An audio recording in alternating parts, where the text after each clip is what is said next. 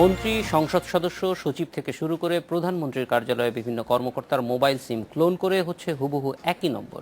সেই নম্বর থেকে ফোন করে বদলি, চাঁদা ও টেন্ডারবাজি সহ নানা অপরাধ করছে একটি সংঘবদ্ধ চক্র।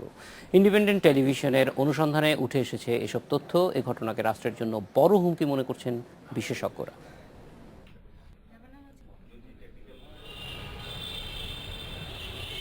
কয়েক মাস ধরেই রাষ্ট্রীয় গুরুত্বপূর্ণ বিভিন্ন ব্যক্তির মোবাইল নম্বরের হুবহু নম্বর থেকে কল করা হচ্ছে বিভিন্ন তদবিরে। অনুসন্ধান বলছে, বাণিজ্যমন্ত্রী তোফায়েল আহমেদ জানেন না তার মোবাইল নম্বরের মতোই একটি নাম্বার থেকে গত মাসে কল করে তদবির হয় বিভিন্ন জায়গায়। বিষয়টি জেনে মন্ত্রী অভিযোগও করেন গ্রামীণফোনে। একই ঘটনার শিকার শ্রম প্রতিমন্ত্রী মুজিবুল হক চুন্নু এবং তার এপিএস। তাদের মোবাইল নম্বর থেকে করিমগঞ্জের থানা নির্বাহী কর্মকর্তাকে কল করে বিভিন্ন তদবির করে চক্রটি। প্রধানমন্ত্রী কার্যালয়ের একজন কর্মকর্তাও এই ধরনের অভিনব প্রতারণার শিকার। তিনি বিষয়টি নিয়ে রাজধানীর শেরেবাংলা থানায় জিডি করলে পুলিশ একজনকে গ্রেফতার করে। এখানেই শেষ নয়, আগস্টে আইজিপি শহীদুল হকের একই নাম্বার থেকে ডিএমপির এক ওসিকে ফোন করে ছাড়িয়ে নেওয়া হয় প্রতারণা মামলার এক আসামিকে, যা পুলিশের এই বড় কর্মকর্তা কখনোই করেননি।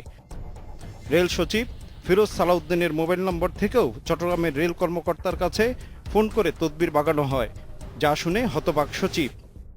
এক্সাক্ট আমার নাম্বারটার উপরে সে মনে করবে আমি ফোন করছি। জি জি। তারা অবশ্য বুঝতে পেরেছে, বুঝে সাথে সাথে ফোন করেছে। পরে আমি আবার কনফার্ম করলাম, দেখলাম যে হ্যাঁ। তারপরে গ্রামীণও কনফার্ম করছে যে হ্যাঁ এরকম, এটা বাইরের থেকে হয়।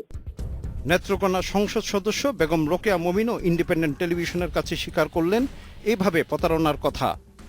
থানায় আমাদেরকে জিডি করতে বলছে, আমরা করছি। এখন ওই ওখানে সত্যি থেকে এইখানে যে এদেরকে ধরবে সেই মেশিনটা নাই। সিম ক্লোনের এই ধরনের বেশ কিছু ঘটনার প্রমাণ আছে ইন্ডিপেন্ডেন্ট টেলিভিশনের হাতে। এইসব ঘটনায় বিব্রত মন্ত্রী, এমপি এবং সচিব সহ প্রশাসনের বড় কর্মকর্তারা। তারা এর প্রতিকার চেয়ে চিঠিও দিচ্ছেন। এ কারণে সিম পুনঃনিবন্ধনের তোড়জোড় আসে সরকারের পক্ষ থেকে। আমরা এই জিনিসগুলো আইডেন্টিফাই করছি, আমরা এই সমস্যাগুলো সমাধান করছি, এবং সেজন্যই কিন্তু আমরা এই ধারাবাহিক যে কর্মপরিকল্পনাগুলো সিম নিয়ে আপনারা দেখছেন, দফায় দফায় আমরা বৈঠক করছি, মিটিং করছি, সব কিছুই কিন্তু এগুলোর একটা পার্মানেন্ট সলিউশন আনার জন্য। প্রতারিতরা বলছেন, গ্রামীণফোনের নম্বরের সিম ক্লোনিং হচ্ছে বেশি।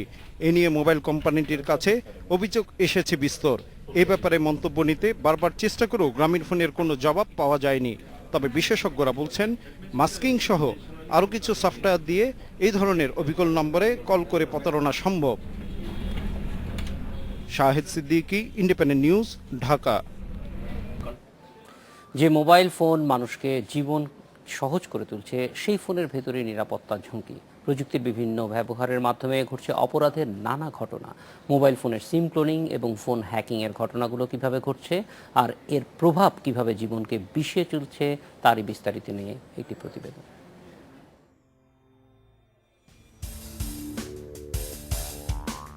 মোবাইল ফোনের মাধ্যমে মুহূর্তেই সারা দুনিয়ার সঙ্গে সংযোগ স্থাপনের মূল প্রযুক্তি হল এর ভেতরে থাকা সিম কার্ড। সিম ক্লোনিংয়ের ক্ষেত্রে কোনো না কোনো উপায়ে অপরাধীরা কিছুক্ষণের জন্য হলেও অন্যের সিম নিজের কাছে নিয়ে নেয়।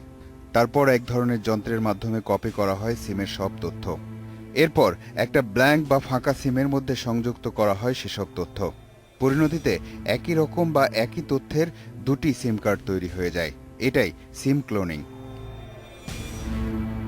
এর ফলে সিমের মূল মালিক হয়তো বুঝতেই পারবেন না যে তার মালিকানার নম্বরটি সমান্তরালভাবে আরেকজন ব্যবহার করছে। ফাঁকা সিম বা ব্ল্যাঙ্ক সিম বিভিন্ন রকম মার্কেট প্লেসে কিনতে পাওয়া যায়, এবং সিমের সাথে সাথে সিম কার্ড ডিভাইসও বা সিম কার্ড রিডার বা ক্লোনার ডিভাইসও কিনতে পাওয়া যায়। তা এই ধরনের ডিভাইস বা এই ধরনের ব্ল্যাঙ্ক সিম কার্ড আপনি বিভিন্ন রকম ইন্টারন্যাশনাল মার্কেট প্লেস যেগুলো আছে, অনলাইন শপিং প্লেস যেগুলো, সেখান থেকে আপনি কিনতে পারবেন। এবং আমার ধারণা বাংলাদেশের বেশ কিছু কম্পিউটার মার্কেট যেগুলো রয়েছে সেগুলো তো নাকি কিনতে পাওয়া যায়, এরকম একটা তথ্য আমার কাছে রয়েছে।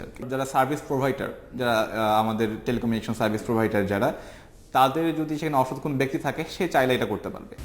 মানুষের জীবনকে আরও স্টাইলিশ করে তুলেছে অ্যান্ড্রয়েড ফোন। এর ভেতরের বিভিন্ন অ্যাপসের মাধ্যমে দুনিয়াকে হাতের মুঠোয় নেওয়া যায়। কিন্তু খারাপ উদ্দেশ্যের কারো হাতে যদি এই অ্যান্ড্রয়েড ফোন চলে যায়, তাহলে সে এমন কোনো অ্যাপস সেখানে প্রবেশ করিয়ে ফেলতে পারে যে সেই ফোনের সম্পূর্ণ নিয়ন্ত্রণই সেই অপরাধীর কাছে চলে যাবে। এর মাধ্যমে মূলত মূল মালিক তার নিয়ন্ত্রণ তুলে দিলেন আরেকজনের হাতেই। এখানে ফিনান্সিয়াল বিষয় জড়িত থাকতে পারে, দেখা হতে পারে যে কারো বিকাশে অ্যাকাউন্টে অনেক বেশি টাকা থাকে বা ব্যাংক অ্যাকাউন্টের বিভিন্ন বিষয় যারা ফোনের সাথে কানেক্টেড, ইভেন দেখা গেল ক্রেডিট কার্ড বিভিন্ন ইনফরমেশন ফোনের সাথে কানেক্টেড, সেক্ষেত্রে এই ধরনের অ্যাটাকগুলো করে তারা ফিনান্সিয়ালি বেনিফিট হতে পারে। ক্লোন বা হ্যাক করে ফোনের নিয়ন্ত্রণ অন্য কেউ নিয়ে নিলে যার হাতে নিয়ন্ত্রণ চলে গেল সে যদি কোনো অপরাধ করে তবে তার দায়ভার মূলত মূল মালিককেই নিতে হবে। ল এনফোর্সমেন্টে যারা কাজ করেন, অত ভালো অবশ্যই কোন ভালো পদে, তাদের ফোন বা সিম যদি কোনোভাবে এরকম সিম কার্ড ক্লোন হয়ে যেতে পারে বা তাদের ফোন যদি হ্যাক হয়ে যেতে পারে, সেক্ষেত্রে তাদের কোনো একটা ইম্পর্টেন্ট বিষয় তাদের রেফারেন্স হয়ে কথা বলতে পারে। একটা ফোন কল তাদের থেকে তাদের অথরাইজ নাম্বার, যে নাম্বারটা আপনার ফোনে সেভ করা থাকবে, সেখান থেকে কল আসতে পারে, অবশ্যই আমি বিশ্বাস করবেন যেটা সেই ফোন দিয়েছেন। বিশেষজ্ঞরা বলছেন প্রযুক্তির উৎকর্ষের এই সময়ে এসবই হবে আগামী দিনের বড় নিরাপত্তা হুমকি। মঞ্জুরুল করিম, ইন্ডিপেন্ডেন্ট নিউজ, ঢাকা। এ বিষয়ে কথা বলতে আমাদের সঙ্গে বার্তা কক্ষ থেকে যোগ দিচ্ছেন সহকর্মী শাহিদ সিদ্দিকী। শাহিদ সিদ্দিকী, আমরা প্রথমেই জানতে চাইব যে নিশ্চয়ই আপনি প্রতিবেদন তৈরি করেছেন, আপনার কাছে যা তথ্য আছে তার খুব অল্প সংখ্যকই ব্যবহার করেছেন। আমরা একটু বিস্তারিত জানতে চাইব যে মানুষ কিভাবে প্রতারিত হচ্ছে, কি কি ধরনের তথ্য আসলে মানুষের কাছ থেকে পেয়েছেন। আপনি জানেন যে আজকে এই রিপোর্টটা আমরা অনেক অনুসন্ধান করেছি।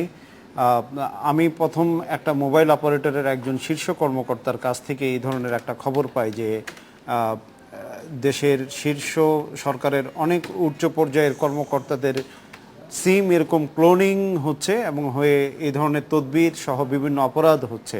এরপর অনুসন্ধান করে আসলে কেঁচো করতে সাপ উঠে আসার মতো অবস্থা, অনেক কিছুই জানতে পারি। তো এটা আমরা টেলিযোগাযোগ মন্ত্রী তারানা হালিম, অনেক মোবাইল অপারেটরের কর্মকর্তা, সংশ্লিষ্ট অনেকজনের সাথেই আমরা কথা বলেছি।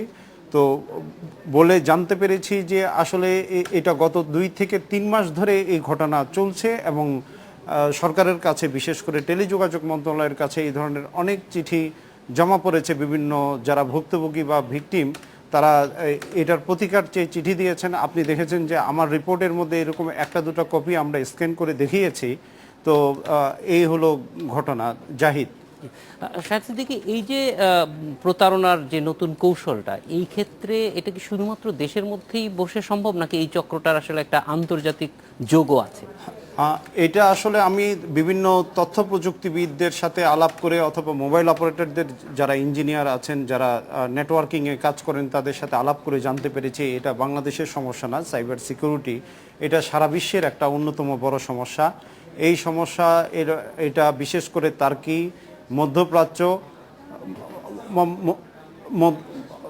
মধ্যপ্রাচ্য সহ বিভিন্ন দেশে, ইউরোপ আমেরিকার বিভিন্ন দেশে কিছু সফটওয়্যার পাওয়া যায়, মাস্কিং বিভিন্ন নামে সফটওয়্যার পাওয়া যায়।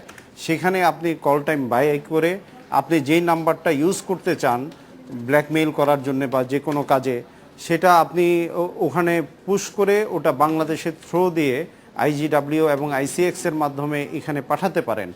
এছাড়াও ক্লোনিং, যেটা যে আপনার ধরেন একটা মোবাইল সেট, আপনার নাম্বারটা, এই নাম্বারটা যদি আপনি 5 মিনিটের জন্য আমি পাই আপনার এই মোবাইল সেটটা, ওটাও আমি কপি করে নিয়ে নিতে পারি। এই দুটো পদ্ধতিতে আছে। তবে বিদেশ থেকে যেটা আপনার এই যে মাস্কিং সহ বিভিন্ন সফটওয়্যার পাওয়া যাচ্ছে, আমরা শুনেছি এটা এখন অ্যাভেলেবেল। কিন্তু যেটা দুঃখজনক সেটা হচ্ছে অনেক মোবাইল অপারেটররা, অনেক বড় বড় মোবাইল অপারেটররা তাদের এই ধরনের কল যাতে প্রটেক্ট করতে পারে সেই প্রোটেকশন তাদের নেই। আমি এখানে একটা বড় মোবাইল অপারেটরের শীর্ষ কর্মকর্তাদের সাথে আলাপ করেছি। ওনারা বলেছেন যে তারা এই ঘটনাটা ইদানিং খুব বেশি ফেস করছেন, যার কারণে ওনারা এটা প্রটেক্ট করার জন্য কিছু সফটওয়্যার বসাবেন, যেটা হয়তো বসাতে তাদের 2016 সাল লাগবে।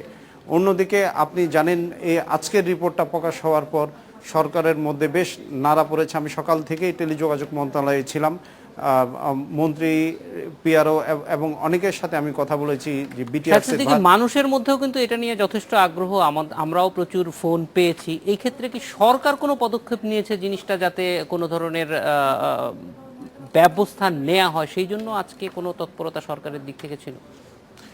জাহিদ, আপনি জানেন বাংলাদেশের মোবাইল গ্রাহকের সংখ্যা এই পর্যন্ত 12,80,00,000।